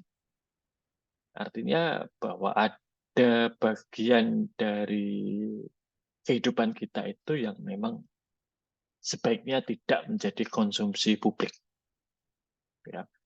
Nah, caranya bagaimana kemudian? Caranya kita harus membatasi apa saja yang di-share ke publik. Sebenarnya pemerintah dalam hal ini sudah memiliki aturan dan perundang-undangan tentang hal itu. Misalnya kerahasiaan data bank, ya, kerahasiaan data medis itu juga sudah ada undang-undangnya, maupun juga privasi dan lain-lain. Hanya memang mungkin belum seperti negara maju yang lain, tapi sudah ada. Nah, artinya kalau itu sudah diatur oleh undang-undang, ya sekarang tergantung pada diri kita sendiri sebetulnya. Seberapa banyak sih yang akan kita share? Mungkin ya itu tidak melanggar hukum, tetapi selalu ada risikonya. Selalu ada hal-hal negatif yang mungkin terjadi. Nanti pada babnya kita bahas itu Pak. Kalau sekarang mungkin agak terlalu panjang kalau tidak, tapi ya ada seperti itu, ada pengaruhnya, dan ya memang sebaiknya apa yang menjadi konsumsi publik dibatasi. Semoga bisa menjawab Pak. Nanti kalau masih penasaran pada bab yang membahas itu kita bahas Pak. Ya, saya tunggu babnya Pak. Terima kasih Pak. Ya. Baik, Pak Rahmat, silakan Pak. Baik, selamat malam Pak Samiaji. Ketika tadi Bapak memaparkan di slide yang awal, itu masif ya perkembangan sistem informasi teknologi itu. Saya juga menyadari ketika waktu itu mau beli laptop aja harus kredit lewat yayasan gitu kan. Dan akhirnya mau tidak mau kalau tidak dipaksa juga tidak bisa itu kan. Nah, terkait dengan yang lalu perkembangan sistem informasi yang begitu pesat beberapa hari ini saya coba melihat seperti berita yang ada di Metro TV itu kan. Sekarang sudah ada di samping TikTok dan di sampingnya itu Instagram gitu kan. Nah, dalam dunia pendidikan saat ini mau tidak mau kan kita juga menyiapkan anak-anak yang ke sana. Lalu sudah ada informasi ada bagaimana caranya anak harus diajari coding gitu kan. Membangun logika, matematik, analisis gitu kan. Nah, menurut Bapak itu kan kira-kira di sisi kami itu kan apa yang bisa kami perbuat di dalam menyiapkan itu. Karena kami di persekolahan sendiri juga mengalami perkembangan yang pesat seperti pemerintah ini lalu membuatkan berbagai macam aplikasi itu kan, termasuk yang di antara kami juga masih kepondal-pondal untuk mengikuti PMM gitu kan. Nah, lalu dan di situ mau tidak mau kalau kami tidak mengikuti ya habis itu loh. Nah, itu kira-kira bagaimana? Terima kasih, Pak. Baik, terima kasih. Ya, justru salah satu tujuan dari mata kuliah ini itu Pak Rahmat ya. Jadi mata kuliah ini berusaha untuk memperkenalkan kepada nanti Bapak dan Ibu sekalian konsep maupun juga opsinya apa sih? Apa yang ditawarkan oleh teknologi dan apa yang bisa Bapak Ibu lakukan untuk menunjang ataupun juga bahkan mungkin memperlancar di dalam apa istilahnya pengabdian Bapak Ibu sebagai guru gitu ya. Ini apa yang bisa kita? Jadi ya kita harus mengikuti sih perkembangannya seperti apa. Mungkin tidak harus ahli. Misalnya seperti saya tahu TikTok itu apa, tapi saya juga nggak ikut main TikTok karena ya kalau sudah TikTok saya nggak ahli gitu ya. Tapi saya tahu itu dan ya kemudian kalau di Atmajaya aja kemudian TikTok ini dimanfaatkan untuk banyak hal. Misalnya untuk menyebarkan informasi pada mahasiswa, untuk kemudian promosi gitu aja. Bahkan sekarang kalau misalnya mengumumkan kuliah kosong saja sudah lewat sosial media ya, tidak lagi lewat papan pengumuman itu kuliah kosong itu enggak, sudah sosial media sekarang. Ya, saya pernah mencoba gitu ya. Saya umumkan kuliah kosong gitu ya, ditulis di papan gitu, dengan saya sebar lewat sosial media ternyata lebih banyak yang tahu dari sosial media.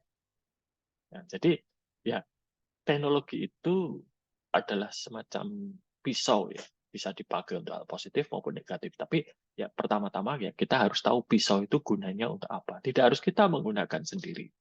Mungkin itu para sebab kalau mau bertanya mengenai jawaban mengenai apa yang harus dilakukan, wah itu juga sampai sekarang pun saya juga masih terus mencari bentuk yang sesuai karena berubah terus setiap saat. Nah, nanti dalam berjalannya kuliah ini bisa kita diskusikan lagi, Pak Rahmat. Iya, Pak. Matur suwun. Ya, sama. Berikutnya Pak Dodi, silakan Pak Dodi. Selamat malam, Pak Samyaji. Selamat malam. Tadi di dalam tayangan Bapak itu berkaitan dengan dimensi sistem informasi itu ada 3 bagian, organisasi, manajemen, dan teknologi. Nah, tentunya dalam sistem informasi manajemen ini itu sangat erat kaitannya dengan data, di mana dalam data itu kan diawali dulu dengan kumpulan data yang sifatnya masih sangat mentah data itu.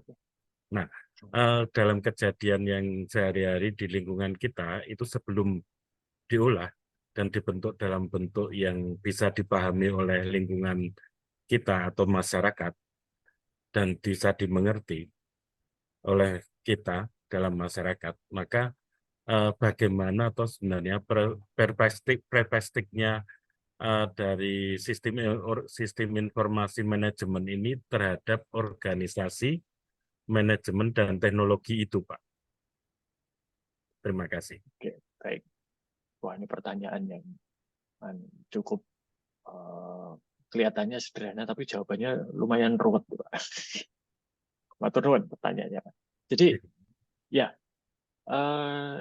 sebetulnya yang namanya manajemen dan organisasi itu kan ada untuk membantu kita mengurai yang ruwet sebetulnya dan menjadikannya itu lebih bisa tertata, bisa lebih terstruktur, bisa lebih sistematis. Maka dengan adanya manajemen dan organisasi tadi, teknologi, data tadi yang begitu melimpah, begitu banyak, itu bisa kita manfaatkan untuk menjadi informasi yang nantinya bisa kita gunakan untuk membuat keputusan.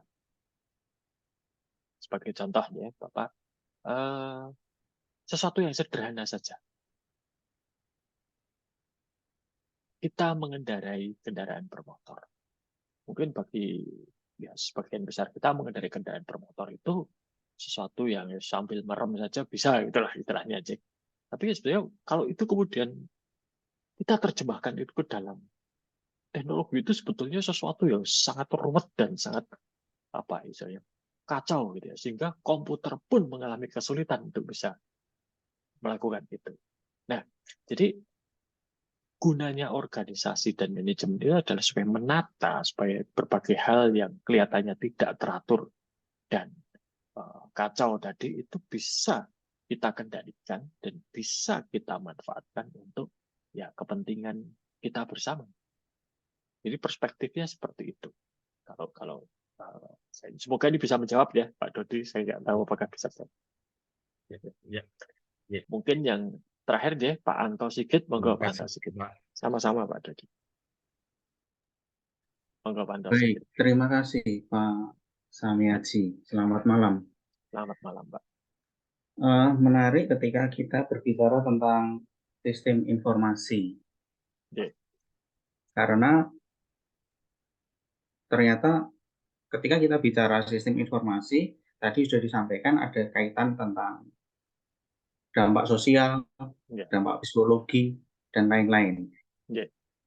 Nah, ada satu kasus begini, saya nanti coba sederhanakan, nanti mohon pendapat Pak Samiaji. Kami dalam beberapa tahun ini mulai pandemi itu memang kita sudah paperless, mengurangi penggunaan kertas dan sebagainya. Dalam satu sisi untuk assessment pada siswa, penilaian pada siswa, kita menggunakan satu program tertentu. Ternyata program itu bisa jalan. Assessment berikutnya, program itu dijalankan. Ternyata perkembangan teknologi itu, gawe anak-anak, gawe siswa itu loncat lebih tinggi. Sehingga sistem itu bobol. Kami membeli lagi sistem yang lain di atasnya, gawenya ternyata loncat lagi. Nah, itu bobol lagi. Nah, di satu sisi di komunitas kita juga tidak bisa membohongi diri kita bahwa komunitas kita itu terdiri dari teman-teman yang notabene senior, medior, dan teman-teman yang jauh lebih muda. Ternyata perkembangan begini ini di internal kami itu terjadi gap, sehingga membuat dalam tanda petik itu kinerja sumber daya manusia itu sedikit tersendat hanya gara-gara sistem yang kami istilahnya sistem yang dibeli, kemudian gawe yang dipakai oleh siswa ternyata loncatnya lebih tinggi sehingga sistem itu bobol-bobol terus. Nah, komentarnya miring. Komentarnya miring. Padahal kita sebenarnya sudah berusaha. Nah, gimana kalau dalam hal ini menurut Pak Samiaji? Baik. Matur nuwun Pak Anto. Ini satu satu hal yang sebetulnya sudah saya duga akan muncul dalam diskusi. Hanya tidak saya duga terjadi sekarang, gitu. Tapi ini adalah satu hal yang tidak bisa terhindarkan. Yang namanya ya kecurangan itu sebelum ada teknologi aja ya sudah curang, itu biasa aja Pak Cik. Yang namanya ngepek, nulis di seragam, di tangan, di kertas, saya kira hanya dengan teknologi itu memang kemudian menjadi lebih mudah gitu ya, lebih cepat dan lain sebagainya. Namun mungkin kita perlu mundur sedikit ini Pak Anton. Kalau kita tadi melihat pada sisi sosial dan juga psikologis gitu, bahwa kecurangan ini kan tidak serta-merta muncul karena adanya teknologi. Hanya karena ada teknologi lalu pengen curang, kan tidak. Ya, betul. Betul. Nah, berarti kan yang harus kita atasi itu adalah kehendak berbuat curang ini kenapa?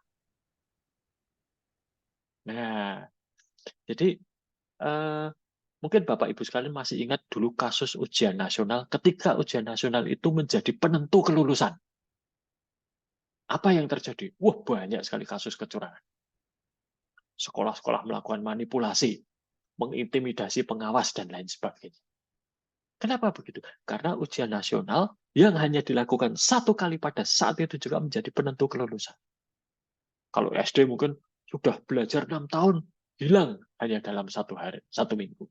SMP, SMA, 3 tahun belajar, hilang dalam satu minggu. Nah, berarti kan motivasi curang itu terjadi karena memang tadi ada yang ngecat ya, mungkin assessment-nya perlu. Nah, ini mungkin yang perlu ditelusuri lebih lanjut, mengapa keinginan atau niat berbuat curang ini muncul. Itu dulu yang diperbaiki, saya kira. Teknologi itu nggak akan bisa mengejar. Bapak beli yang baru, nanti nggak sampai 1 bulan, mungkin yang lebih canggih pasti muncul. Itu dulu ada teknologi yang melindungi anti pembajakan. Begitu diluncurkan, nggak sampai seminggu di internet sudah muncul cara membobolnya. Jadi, maka kita lihat, apa toh yang menyebabkan kecurangan ini terjadi? Itu dulu yang dibereskan. Kalau itu sudah beres, niat untuk curang itu saya kira akan menurun. Nah, saya nggak tahu Pak kalau di tempat Bapak atau tempat Bapak Ibu yang lain itu seperti apa. Tapi mungkin cara pandangnya seperti itu. Kita melihat kepada akar masalahnya apa. Jangan melihat pada paling gampang itu memang menyalahkan teknologi. Saya juga sering mengalami yang Bapak sampaikan tadi menjadi negatif. Karena teknologi nggak bisa membela diri. Tapi memperbarui terus teknologi itu juga bukan jawaban gitu ya. Kalau masalah utamanya tidak dibereskan terlebih dahulu. Nah, ini mungkin menjadi PR kita bersama gitu ya. Saya juga menghadapi masalah. Saya ketika pandemi Pak, ini pengalaman pribadi aja. Mahasiswa itu kan ya kalau banyak dosen lain mengeluh, ini mahasiswa ini kalau ujian saling meniru ini, lalu cara mencegahnya gimana? Kalau saya gampang. Soalnya saya buat yang tiap satu mahasiswa dan mahasiswa lain nggak bisa niru. Saya beri mereka soal, misalnya contoh satu soal, gawe yang kamu miliki apa? Lalu saya minta, coba tuliskan gawe itu digunakan untuk apa saja. Lalu saya minta mereka refleksi, penggunaan gawe kamu itu sudah efektif belum? Sudah produktif belum sebagai mahasiswa? Nah, itu kan tiap-tiap orang beda-beda, Pak. Nggak mungkin kalau yang pakainya misalnya katakanlah Android, dia jawabannya sama dengan yang pakai Apple gitu, iOS, kan nggak mungkin sama, Pak. Nah, itu yang kemudian jadi ya saya ya susah bacanya kan harus satu-satu gitu ya, dan nggak bisa sekali baca langsung selesai, nggak bisa. Tapi ya itu adalah cara saya untuk supaya mengurangi keinginan mereka untuk curang. Jadi ya biar mereka bercerita tentang dirinya sendiri, sudah gitu kan. Masa mau niru temannya kan nggak mungkin kalau cerita pasti ketahuan lah. Nah, tapi ya itu tadi Pak, kalau jawaban saya mari dilihat penyebabnya apa gitu ya. Dan kalau kemudian sudah tahu itu bisa diatasi ya, dan ya mungkin juga perlu diingat Pak Anto Sigit dan Bapak Ibu yang lain, sebaik apapun kita di dalam melakukan pembinaan dan pendidikan, selalu ada 1-2 orang itu yang error lah istilahnya ya. Ya sudah, kalau sudah seperti itu ya mau bagaimana lagi, yang penting yang lain tidak. Saya sih seperti itu saja, karena kan tidak mungkin 100% sukses kita aja. Tapi saran saya sih kalau itu kembali lagi kepada mengapa kok muncul motivasi. Seperti kemudian ketika pemerintah dengan ujian nasional ternyata ya sudah, ujian nasional tidak menjadi penentu kelulusan. Nah, kemudian kan isu kecurangan ujian nasional hilang begitu saja setelah itu menjadi tidak menjadi penentu ya Pak. Karena sudah diketahui penyebabnya. Gitu. Mungkin gitu Pak Anton. Semoga bisa membantu. Sama-sama. Baik Bapak Ibu, ini saya mau menunjukkan video sedikit saja. Ini video tentang supermarket tanpa kasir. Oke, semoga nanti bisa.